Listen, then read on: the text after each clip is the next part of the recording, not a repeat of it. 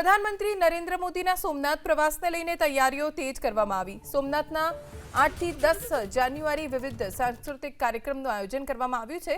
11 જાન્યુઆરીએ શૌર્ય યાત્રા બાદ પીએમ મોદી જનસભા ગજવશે। સોમનાથ મંદિરમાં ઋષિકુમારો 72 કલાક જાપ કરશે। સોમનાથ મંદિરમાં 1000 શંખનો નાદ કરવામાં આવશે। સોમનાથ મંદિરમાં 3000 ડ્રોનથી અદ્ભુત શોનું આયોજન કરવામાં આવ્યું છે। 4 જિલ્લામાંથી ખાસ ટ્રેન મારફતે શ્રદ્ધાળુઓ સોમનાથ ખાતે પહોંચશે। આખું વર્ષ સ્વાભિમાન પર્વ તરીકે ઉજવાશે। માનનીય મોદી સાહેબના એક વિઝનરી વિચારના કારણે સંભવ બન્યું છે। 8, 9, 10 અને 11 ખૂબ મોટું સોમનાથ પર્વની ઉજવણી માનનીય મોદી સાહેબના વડપણની ભારત સરકાર અને એમના માર્ગદર્શન નીચે સમગ્ર ભારત વર્ષ એ ઉજવણી કરવાનું છે। ખાસ કરીને મોદી સાહેબ એ સવારે આ રોડ શો નથી, મેં કહ્યું એમ આ શૌર્ય યાત્રા છે। અનેક લોકો એને આવકારવા માટે થનગની રહ્યા છે।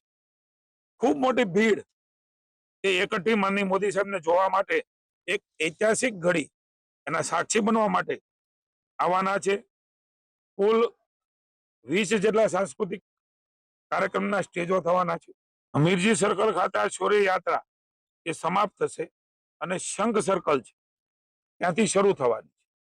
આ તમામ યાત્રા અદ્ભુત રહેવાની છે। સાધુ સંતો પણ એક જે પ્રકારે આપણી ભવનાથમાં રવેડી થાય છે એ પ્રકારની રવેડી પણ સંતો પણ ખૂબ આનંદમાં અને ઉત્સાહમાં, કારણ કે એમનું મૂળ કામ કે મોદી સાહેબ સમગ્ર ભારત વર્ષમાં આગળ લઈ રહ્યા છે ત્યારે એ પણ થવાનું છે। અભિવાદન ઝીલવા માટે ખૂબ મોટી એક સભા એ પણ આપ જાણો છો એ પ્રકારે રાખવામાં આવી છે। સૌરાષ્ટ્રના ખૂબ બધા જિલ્લાઓમાંથી એ સભામાં લોકો આવવાના છે। ભારતીય જનતા પાર્ટીનું યુનિટ પણ સરકાર સાથે જોડાઈને આ આસ્થા અને શ્રદ્ધાનું પર્વ 72 કલાકના અખંડ ઓમકાર ના જાપ સોમનાથ સાહેબના પર્વની અંદર જોડાવાના છે। મારે આપ સૌને વિનંતી છે, આ શક્તિનું પ્રતીક છે। મહાદેવ અહીંયા બિરાજે છે ત્યારે સમગ્ર ગુજરાતના લોકો, સમગ્ર ભારત વર્ષના લોકો જે પ્રકારે સરકારે વ્યવસ્થા માની ભૂપેન્દ્રભાઈના નેતૃત્વની અંદર હર્ષભાઈના સહયોગથી કરી છે, અદ્ભુત નજારાઓ, અદ્ભુત આધ્યાત્મિકતાનો ભાવ એ પર્વ સાથે આ ઉજવણી એ કરવા જઈ રહ્યા છે।